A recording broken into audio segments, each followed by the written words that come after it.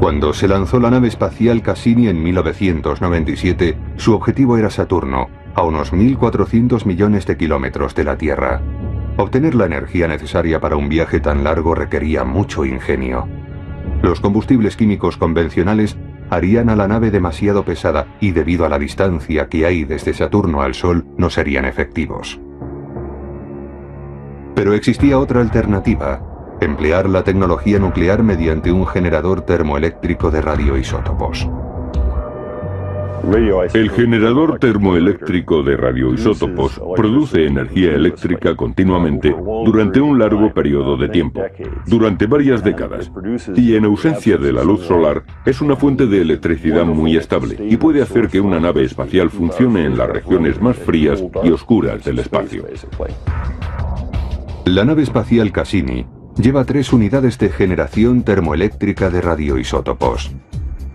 Estas unidades basan su funcionamiento en el proceso de desintegración de los isótopos. Con el tiempo, los isótopos se desintegran emitiendo partículas alfa. Durante el proceso se emite también energía en forma de calor. Cuando esto sucede, la materia se convierte en energía según la famosa ecuación de Einstein. La energía es igual a la masa por la velocidad de la luz al cuadrado. Los módulos termoeléctricos de Cassini convierten el calor emitido en electricidad. Por si acaso se produjera un fallo mecánico antes del lanzamiento, en el propio lanzamiento o en el espacio, los diseñadores de las unidades termoeléctricas han rodeado al combustible, el plutonio, con un escudo de cerámica resistente al calor que evitaría la dispersión del material radiactivo, incluso si la cápsula se desintegrara en la atmósfera. Si se accidentara en la atmósfera, caería a la Tierra sin arder ni romperse. La seguridad alcanzada mediante el diseño y tras las pruebas es realmente extraordinaria. La nave espacial Cassini ha sido la última que ha utilizado generadores termoeléctricos de isótopos. Con ello se consigue energía para toda la nave. Animados por el éxito de estos generadores, los expertos de la NASA planean una misión a larga distancia que utilice energía nuclear. Se trata de seguir la órbita de las 3 lunas de Júpiter. Utilizará un sistema de propulsión llamado Prometheus, que se complementará con células solares. En lugar de producir los 500 vatios de energía eléctrica conseguidos con los isótopos, la fuente de energía Prometheus está diseñada para suministrar unos 100 kilovatios, lo suficiente para iluminar un campo de fútbol. Estos sistemas de propulsión iónicos proporcionan una fuente continua de empuje, el sueño de todos los ingenieros aeroespaciales.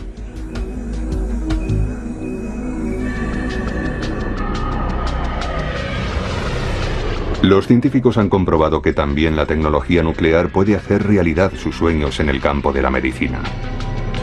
Los médicos recurren a la energía nuclear para ver las reacciones del cerebro ante una emoción. El tratamiento del cáncer ha mejorado con el uso de isótopos radiactivos que atacan a las células tumorales. Los alimentos y los instrumentos médicos pueden ser esterilizados mediante la radiación nuclear sin ser sacados del envoltorio.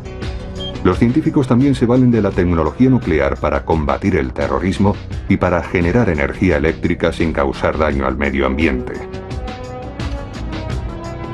Pero aunque la energía nuclear puede ayudar a la medicina y a la ciencia en general, sigue teniendo mala reputación debido a su pasado. Todo comenzó en un laboratorio de Nuevo México llamado Los Álamos. Allí se inició la carrera para conseguir la primera bomba nuclear. Muchos científicos fueron llamados para que formaran parte del proyecto Manhattan. La motivación principal fue el miedo a que Alemania desarrollara la bomba atómica. Eso ocurrió a finales de los años 30, cuando acababa de descubrirse la fisión y en Europa había estallado la guerra. Una vez, el presidente Roosevelt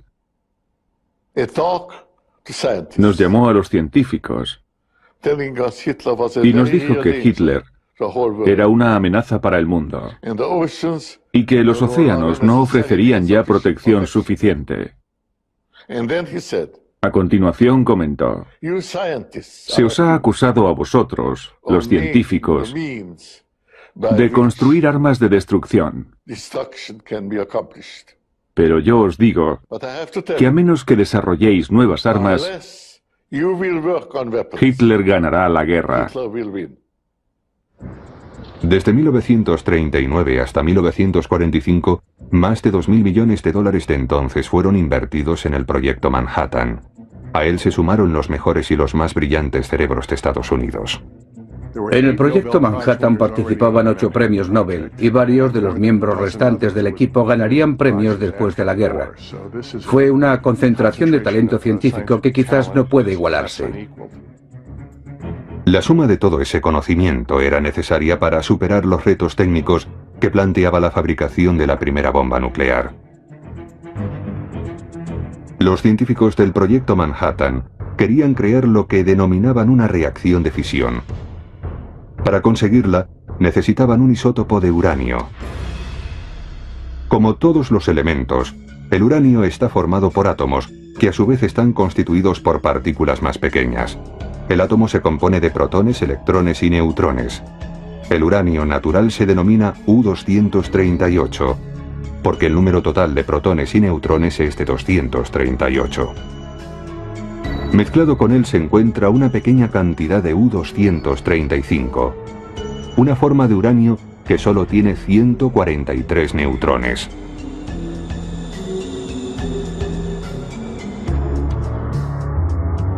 Como los científicos del proyecto Manhattan sabían, se necesitaba uranio 235 para fabricar la bomba, porque este isótopo puede desarrollar una reacción en cadena. La reacción en cadena se produce cuando un átomo emite un neutrón, que a su vez choca con otro átomo y produce la fisión, o sea, la división del átomo, emitiendo más neutrones que impactan con más átomos. Con cada fisión, más cantidad de materia se convierte en energía. Si se concentra el uranio 235 de forma adecuada, en una millonésima de segundo se producen suficientes fisiones para crear una bomba atómica. Para impedir que la reacción en cadena se inicie prematuramente, los científicos de Los Álamos mantuvieron al uranio separado en 2 masas. Para detonarlas y alcanzar la llamada masa crítica tenían que juntarlas. Una manera de hacerlo era mediante un pequeño cañón que dispararía una masa contra la otra. Estaban separadas por un largo tubo. Se disparaba un explosivo convencional y las 2 masas chocaban, iniciando la fisión y la reacción en cadena. Este método de iniciar el proceso es conocido como fisión por disparo. Pero los científicos de Los Álamos trabajaron también en un dispositivo más complejo y mucho más potente, una bomba iniciada por implosión. El sistema apodado Gadget usaba potentes explosivos para comprimir uranio 235 alrededor de un núcleo esférico de plutonio 239. Cuando los 2 isótopos se unían, se iniciaba la reacción en cadena. La bomba de plutonio tenía cables y detonadores que explotaban en el momento preciso. La capa de uranio impactaba por medio de explosivos contra el plutonio e iniciaba la reacción que conducía a la detonación. Los científicos decidieron que una técnica tan compleja requería experimentación. El 16 de julio de 1945 el Gadget fue llevado al lugar que hoy en día es el campo de pruebas de misiles de White Sands, Nuevo México, donde se inició la cuenta atrás de la era nuclear.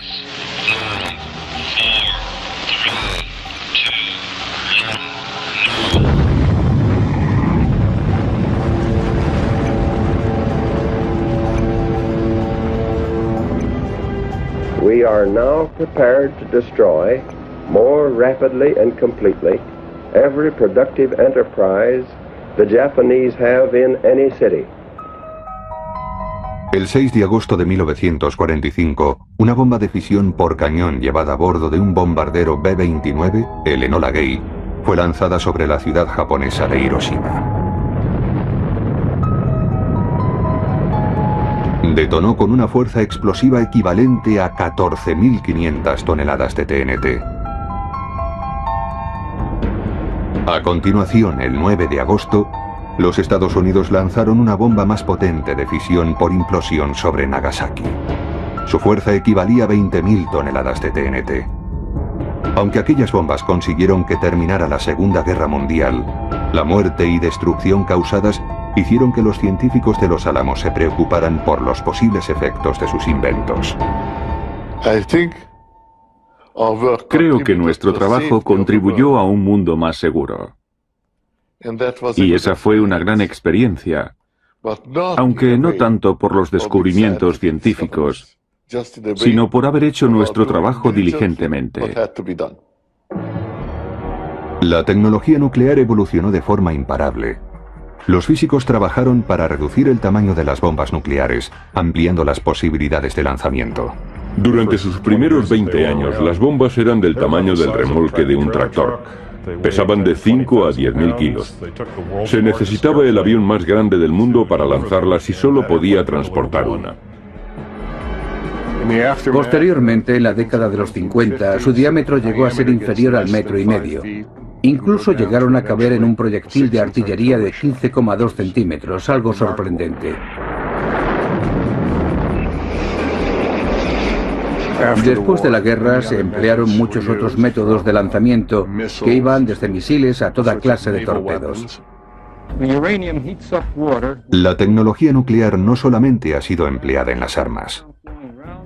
El capitán de la Marina norteamericana, Hyman Rickover, apoyó firmemente el desarrollo del primer submarino nuclear, el Nautilus. Fue votado en enero de 1954. En diciembre de 1959, la Marina presentó el USS George Washington, el primero de una nueva clase de submarinos nucleares. Su combustible era un trozo de uranio del tamaño de una pelota de golf. También llevaban armamento nuclear, 16 misiles Polaris, cada uno provisto con una cabeza nuclear de 50 kilotones. A continuación de las bombas de fisión, los diseñadores de armas desarrollaron otra bomba más destructiva, la bomba de hidrógeno. En lugar de dividir átomos de uranio como en las bombas de fisión, la bomba de hidrógeno termonuclear utilizaba átomos de hidrógeno, con lo que se creaba una reacción en cadena más poderosa que la de la bomba de fisión. Aunque parezca increíble, los rusos construyeron una bomba de 100 megatones en una época en que se pretendía construir la bomba más destructiva posible. Una bomba de 100 megatones es unas 7.000 veces más potente que la bomba de Hiroshima. Conforme aumentaba su poder destructivo, los diseñadores de bombas trataron de que las detonaciones no controladas fueran imposibles de realizar. Eso requería proteger el disparador del explosivo denominado HE pellet. Este es un detonador mecánico de seguridad. No está armado. Vemos que si apretamos y soltamos varias veces, esta ruedecilla gira y alinea el proyectil con el cañón que está en la parte de atrás. Se consigue tras una serie muy larga de pulsaciones. Si la serie no es correcta, si se comete un error como yo he cometido ahora, el mecanismo se bloquea. Los detonadores de esta clase cuestan unos 50.000 euros, pero su extremada precisión es necesaria para asegurar que una cabeza nuclear no detone durante una secuencia de lanzamiento. Hands on keys. Keys. On my mark. 3, 2, 1. El armamento nuclear fue y todavía es el más poderoso, pero la tecnología nuclear tiene también aplicaciones pacíficas, que son defendidas por algunos y atacadas por sus detractores.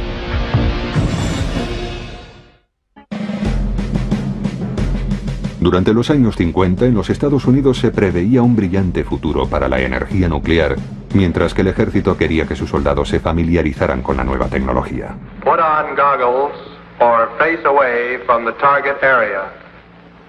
Bomb away. Ver la explosión de una bomba en el desierto de Nevada puede parecer hoy en día algo trivial, pero en los años 50, el entusiasmo por el armamento nuclear era enorme. El presidente Dwight D. Eisenhower anunció una iniciativa que fue conocida en la Asamblea General de las Naciones Unidas del 18 de diciembre de 1953 como Átomos para la Paz. The United States pledges before you to devote its entire heart and mind to find the way by which the miraculous inventiveness of man shall not be dedicated to his death, but consecrated to his life. A principios de los años 50, el presidente Eisenhower habló de los átomos para la paz, un programa que compartía proyectos de tecnología nuclear con otros países. Transmitimos entonces el fruto de nuestra investigación, y mucho de aquello nos ha sido devuelto hoy en día en forma de amenaza. Este reparto del conocimiento tenía un lado oscuro, por supuesto, si esos países decidían seguir una vía militarista. Muchos estaban preocupados por las bombas, pero algunos ingenieros y científicos estaban convencidos de las demás posibilidades de la energía atómica. Pensaban que podía usarse como calefacción para los hogares o como combustible para barcos y para realizar grandes obras públicas. Nuclear explosives may be the most efficient way to excavate a sea-level canal, safely, quickly, and for less cost than conventional means. Se decía que eran explosiones nucleares pacíficas. Se instalaban unas cuantas bombas bajo tierra y se las detonaba para conseguir un gran canal o agujero. Los rusos trabajaron bastante en este sentido, tratando de reencauzar los ríos de Siberia, pero dejaron muchos residuos radiactivos en los alrededores. Durante unos 30 años tuvimos en proyecto construir un nuevo canal de Panamá, ya fuera en Panamá o en Nicaragua, por medio de explosivos nucleares. Hoy nos damos cuenta de que quizá no era la forma más idónea de hacer las cosas. En 1955, la energía nuclear estaba a punto de demostrar su capacidad. El 17 de julio, poco después de medianoche, el primer reactor nuclear del mundo realizó una prueba. Suministró energía para la pequeña ciudad de Arco, Idaho. Los expertos predijeron que el poderoso átomo haría que la energía eléctrica fuera tan barata que algún día sería gratuita. En la actualidad, el 20% de la energía eléctrica de Norteamérica es generada por centrales nucleares. Un reactor nuclear es una versión sofisticada de una máquina de vapor. Los reactores utilizan la energía térmica de la fisión nuclear para calentar agua y producir vapor, que es usado en turbinas que generan electricidad. Hay un núcleo de uranio dentro del reactor donde se produce la fisión. En el reactor se introducen barras de combustible, son de circonio, y en el interior llevan pastillas de uranio enriquecido. Para decelerar la reacción, se introducen barras hechas de carburo de boro que absorben neutrones. Para acelerarla, se extraen. El brillante futuro de la energía nuclear se ensombreció considerablemente en las primeras horas del 28 de marzo de 1979. La unidad 2 de una central nuclear cerca de Harrisburg, Pensilvania, llamada Three Miles Island, inició por accidente un peligroso proceso de fusión del núcleo. Since I was first apprised of this problem early yesterday, we have activated state health and environmental experts and called immediately upon technicians from the Nuclear Regulatory Commission, the United States Department of Energy, as well as other private sources. En Three Miles Island ocurrió una fusión accidental del núcleo. Esto sucede cuando durante cierto tiempo se pierde agua en la refrigeración. Aunque no haya fisión, la reacción continúa y produce tanto calor que funde las barras de combustible. Funde también toda la cubierta metálica y lo hace desde el fondo del reactor. La catástrofe de Three Miles Island fue un desastre que perjudicó la imagen de la industria nuclear. Aunque el escape radiactivo fue escaso, el suceso desató el temor público hacia todo lo relacionado con la energía nuclear. Después del accidente, el gobierno inició un plan para mejorar la seguridad del personal de las centrales. Hizo además cambios en las salas de control. La forma en que había sido diseñada la sala de control no facilitaba la respuesta ante un accidente. Había controles que cuando estaban en rojo significaban una cosa y cuando estaban en verde otra. Y había controles que hacían justo lo contrario. No habían sido diseñados para ayudar al personal en una situación de crisis. Pero en abril de 1986, el temor público hacia las centrales nucleares quedó justificado. En Ucrania, entonces una república de la antigua Unión Soviética, el reactor de la central de Chernóbil explotó durante una prueba rutinaria. El área de emisión radiactiva fue 1.700 veces mayor que la de Three Miles Island, y el número de personas expuestas fue 200 veces mayor. 30 de ellas murieron, y 209 recibieron tratamiento por exposición intensa a la radiación. La de Chernóbil fue una auténtica catástrofe. generó muchas dudas acerca de la energía nuclear. Fue un duro golpe para Rusia y desde luego para Gorbachov, y probablemente contribuyó al desmembramiento de la Unión Soviética. Chernóbil fue una dura lección para los diseñadores de reactores y para el personal de seguridad, pero el problema de una fusión del núcleo no es el único al que hay que enfrentarse. Incluso el transporte rutinario de residuos nucleares producidos por las centrales y por otras fuentes tiene sus riesgos debido a la continua emisión de radiactividad. Las barras de combustible usadas son peligrosas durante cientos de miles de años. Miles de millones de litros de residuos nucleares procedentes tanto de fuentes militares como comerciales permanecen en instalaciones subterráneas. Gran parte de ellas tienen fugas que llegan a las aguas subterráneas. Los científicos debaten los efectos potenciales de la contaminación en la salud pública. Las autoridades están también preocupadas acerca de la seguridad de las centrales nucleares. Se han tomado medidas para impedir el robo de materiales radiactivos. Estos materiales, en manos de terroristas, por ejemplo, pueden ser utilizados para construir un dispositivo contaminante. En principio, no se necesita una bomba para propagar radiactividad. Uno puede subir a lo alto de un edificio y arrojar al viento polvo radiactivo. De esa forma se esparce. Un ataque radiactivo así no mataría necesariamente a nadie. Sería un ataque con efectos psicológicos y económicos. Los residuos radiactivos esparcidos en una ciudad o en locales públicos, es decir, una de las llamadas bombas sucias, sembraría el terror y arruinaría la economía. Para contrarrestar esa amenaza, los científicos tuvieron que desarrollar nuevas formas de detección de fuentes radiactivas.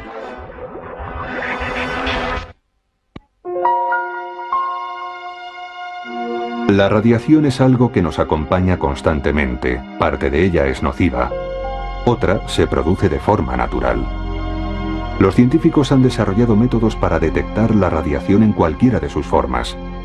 En 1928, Hans Geiger junto a un compañero creó el contador Geiger-Müller.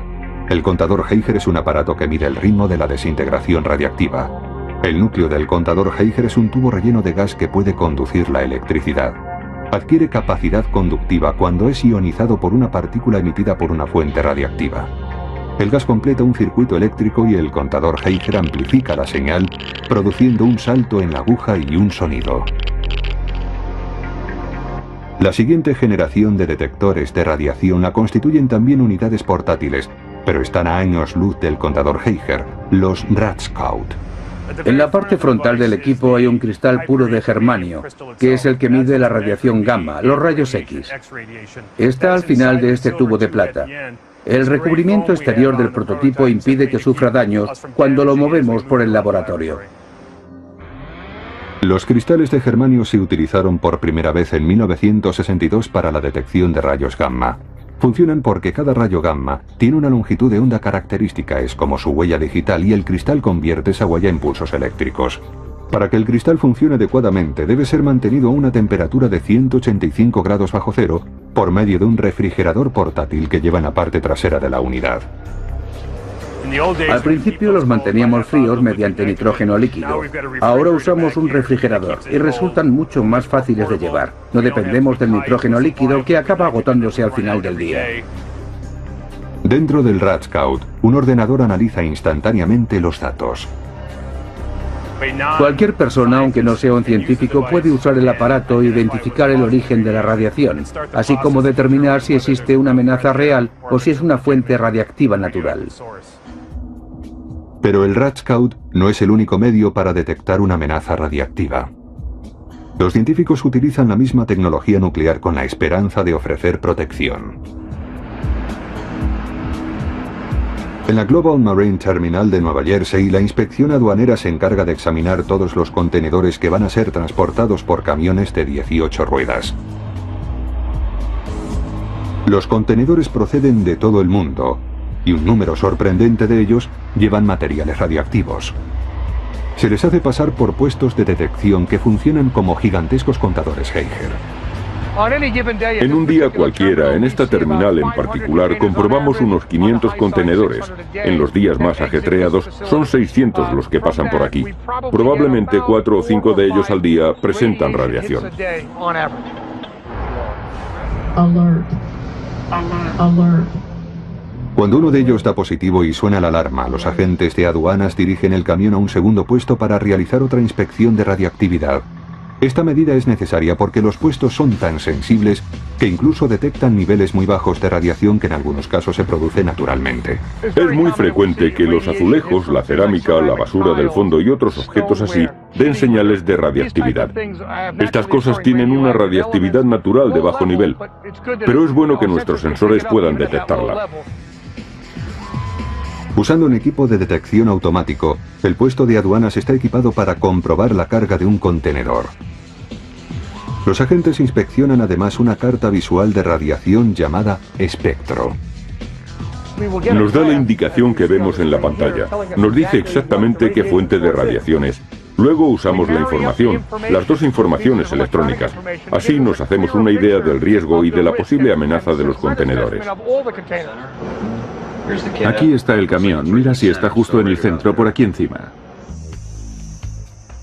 Los agentes de aduanas utilizan un detector portátil para realizar las mediciones, y si las señales son demasiado débiles o no son concluyentes, se rompe el sello de aduanas para realizar una inspección visual.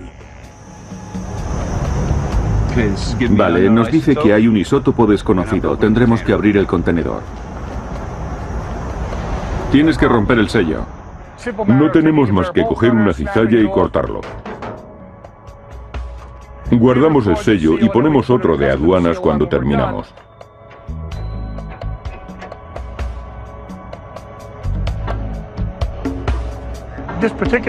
Este contenedor, por ejemplo, tiene un manifiesto de cerámica, una especie de gres y granito, algo que emite radiación natural. La técnica de los puestos de inspección tiene sus detractores. Se preguntan si materiales de fisión robados podrían escapar a la detección de estos puestos. Aunque detectan con facilidad plutonio y materiales para bombas sucias, son menos efectivos detectando uranio enriquecido, un isótopo que se encuentra normalmente en los arsenales nucleares.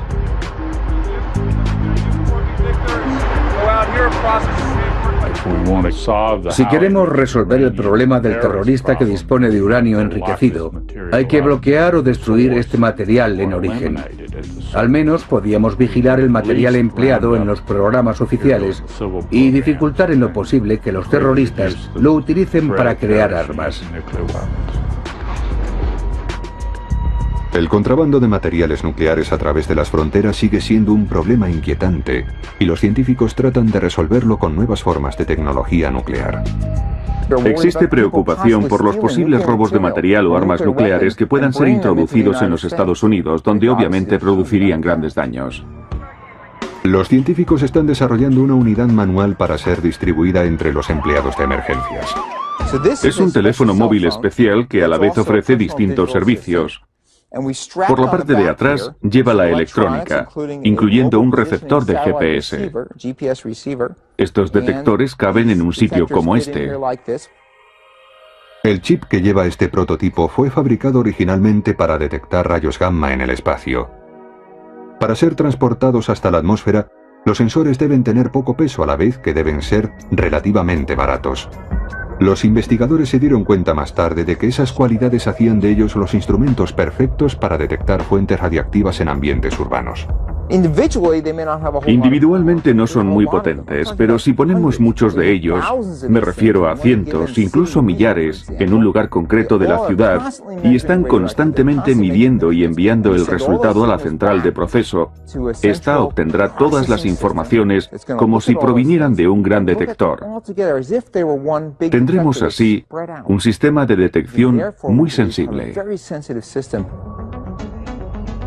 Provisto de estos detectores, la central obtendrá datos desde cualquier punto de la ciudad. Otro factor importante es su situación aleatoria. Si solo tenemos un gran detector y sabemos dónde está, resulta muy fácil evitarlo, pero si los detectores están por todas partes, son difíciles de esquivar porque no se sabe dónde están. El resultado es una red inteligente que informaría de manera instantánea a las autoridades acerca de la radiación. Pero la radiación también puede ser utilizada productivamente y con seguridad en otros campos. En casa, en el trabajo y en medicina, las aplicaciones del átomo se están convirtiendo en algo habitual.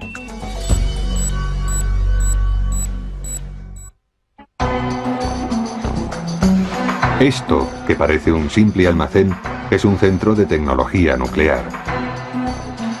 En una cámara de seguridad con paredes de cemento de más de 2 metros de grosor, se encuentra una mortífera fuente de cobalto radiactivo que produce un extraño y brillante color azul. Estos suministros médicos, cosméticos y especias están a punto de recibir una emisión de rayos gamma. Están siendo irradiados para reducir los organismos patógenos, salmonella, E. coli, organismos en descomposición, levaduras y mohos, que podrían contaminar los productos durante el proceso de fabricación. En algunos casos se esteriliza y en otros casos se higieniza. Los productos son higienizados, pero no se vuelven radiactivos después del proceso, ya que la radiación penetra los envoltorios. Los productos son descargados de los palés para pasar directamente a transportes metálicos. La cantidad de radiación que reciben es controlada rigurosamente. Porque si reciben una dosis demasiado grande, se puede dañar el producto. Algunos plásticos se degradan con la radiación. Cuando se irradian alimentos, los lípidos o grasas de la carne pueden perder sabor si reciben una dosis demasiado grande. El sistema de transporte lleva los productos hasta la célula de radiación y los hace girar para que la exposición sea uniforme. Unos pequeños sensores de radiación llamados dosímetros vigilan la dosis que los productos reciben cuando entran en la célula de radiación. Como dentro de la cámara la radiación resultaría mortal, existe un sistema de aviso para impedir el acceso accidental.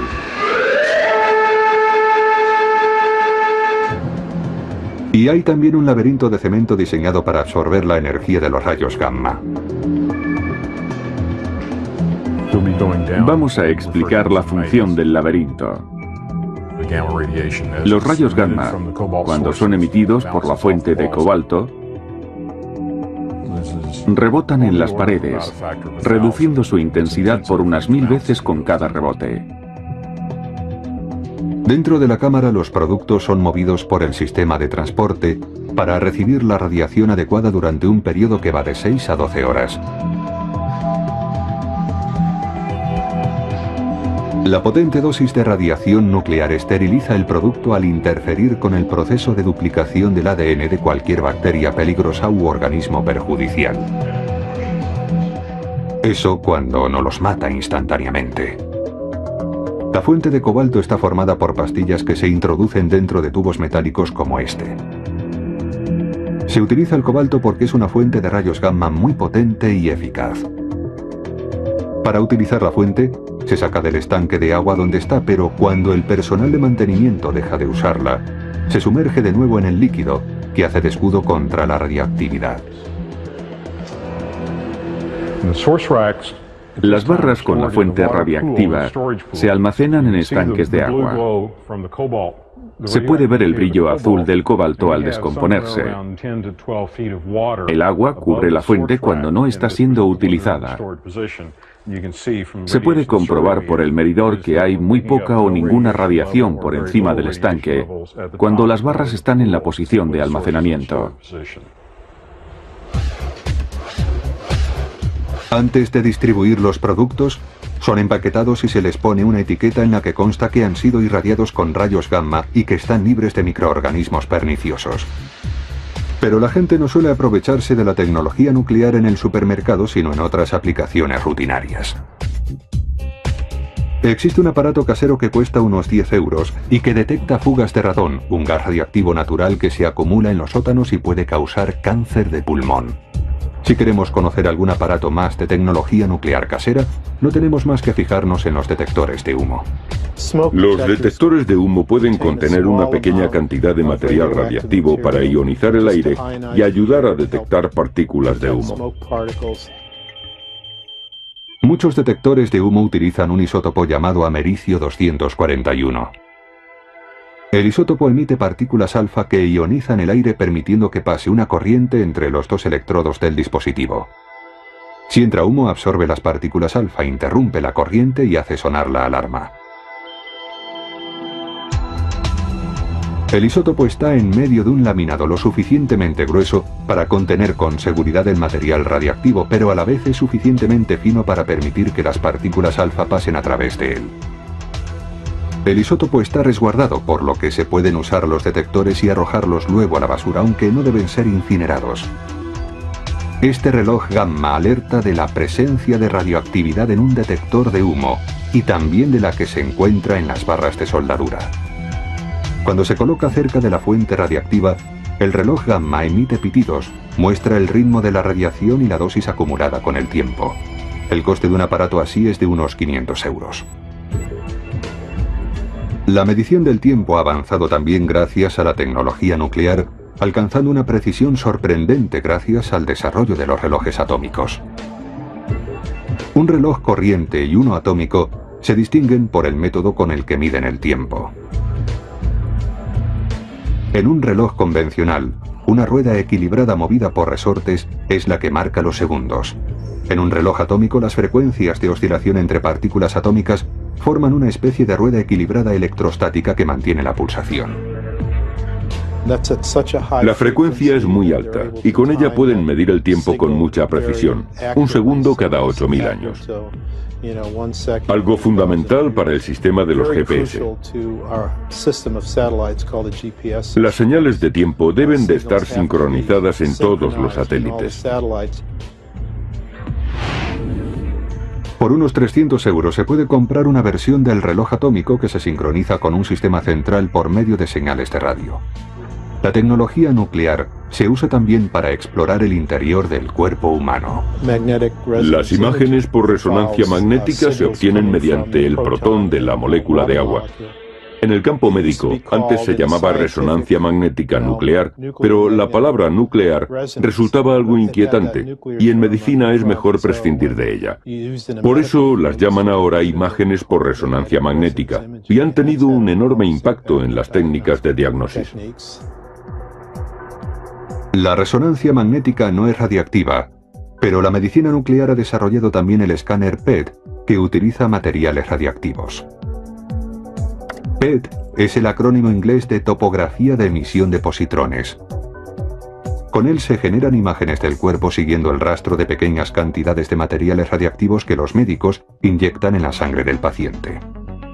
Los investigadores desarrollan continuamente nuevas aplicaciones médicas por medio de la tecnología nuclear.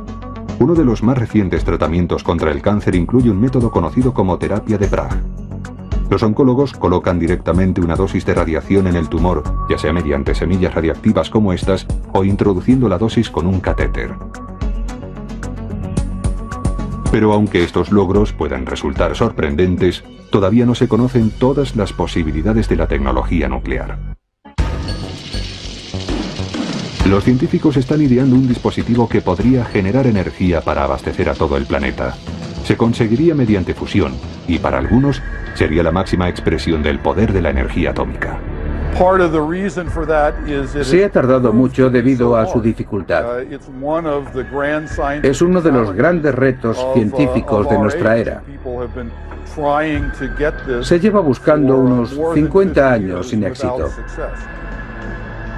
La energía de fusión despierta un gran interés debido a que no produce residuos radioactivos. Sus subproductos son benignos. Utiliza isótopos de hidrógeno y si conseguimos construir el reactor nuclear de fusión que estamos buscando, como subproducto producirá helio, que no es radiactivo. En la fusión se unen átomos. Es el mismo proceso que produce luz en las estrellas y también el mismo que utilizan las bombas de hidrógeno. En la fusión, dos átomos de dos isótopos de hidrógeno, deuterio y tritio, se fusionan a alta temperatura emitiendo energía. El problema es que para unir los dos núcleos es necesario someterlos a presión y temperatura extremas para provocar su fusión, porque los dos están cargados positivamente y la fuerza eléctrica hace que se repelan. En el Princeton Plasma Physics Laboratory de Estados Unidos, una institución para el estudio de la energía, los investigadores exploran la fusión mediante un dispositivo en forma de bocel. Una reacción de fusión solo puede darse dentro de un plasma gaseoso. El dispositivo utiliza campos magnéticos muy fuertes para comprimir el plasma. Este método para conseguir la fusión es llamado de confinamiento magnético.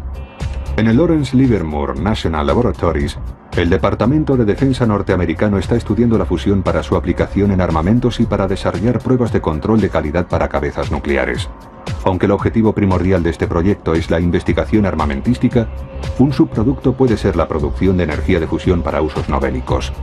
Los investigadores de Livermore se proponen utilizar un láser muy potente para comprimir el plasma en lugar de usar energía magnética.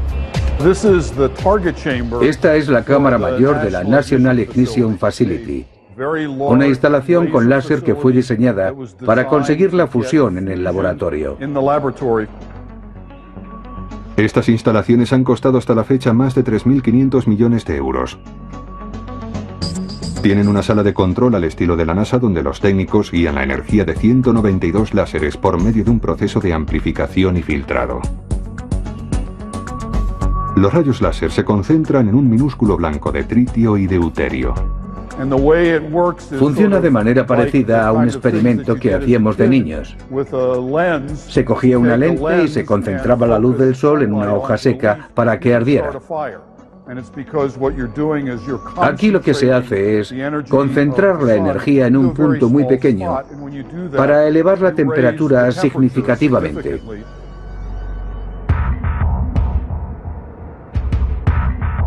Pero los científicos creen que existen otras formas de conseguir la fusión.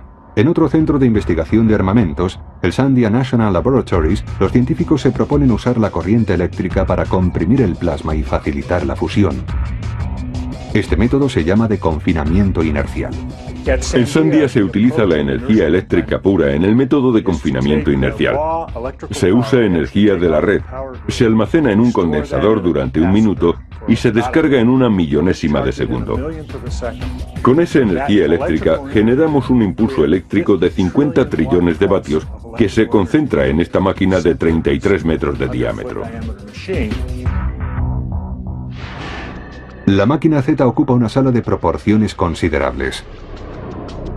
Está dispuesta sobre una rueda con radios que guían un impulso eléctrico de alta potencia hacia un blanco muy pequeño. En el centro, en el mismo núcleo, combinamos toda la corriente eléctrica en una sección muy pequeña. Cuando ésta llega al centro, el voltaje alcanza aproximadamente los 3 millones de voltios, con una corriente de 20 millones de amperios. Cuando la corriente asociada con esa energía alcanza el centro de la máquina, recorre un conductor muy fino hecho con 300 cables muy finos, cada uno de ellos más delgado que un cabello humano. Y entonces de repente obligamos a que estos cables acepten una corriente de 20 millones de amperios. Se vaporizan instantáneamente. Lo que es suficiente para hacer que los isótopos de hidrógeno se fundan y cuando esto ocurre, se emite energía. Hasta ahora los experimentos de fusión no han producido una ganancia energética neta. Es necesaria más energía para producirlo de la que luego se obtiene. Para tener éxito, los investigadores necesitan crear una reacción de fusión sostenida y controlada. No obstante, los científicos se muestran entusiastas acerca de las posibilidades de la fusión por su gran potencial como fuente de energía. Uno de los combustibles para la fusión, el deuterio, es extraído del agua dulce y el otro, el tritio, del agua marina. ¿Por qué he dedicado 28 años de mi vida a tratar de conseguir la fusión? Si nos fijamos en los problemas asociados con los combustibles fósiles que tanto utilizamos hoy en día, estos producen calentamiento global del planeta o conflictos políticos internacionales. Uno se siente tentado a buscar otra fuente de energía, una que no tenga esos inconvenientes. Para mí esa es una buena razón para tratar de conseguir la fusión. La energía de fusión nos librará de la dependencia de las fuentes energéticas actuales, evitando los conflictos que provoca su comercio, y se dejará de dañar el medio ambiente. Los científicos prevén un mundo en paz y creen que la tecnología nuclear ofrecerá posibilidades para salvar la Tierra en lugar de destruirla.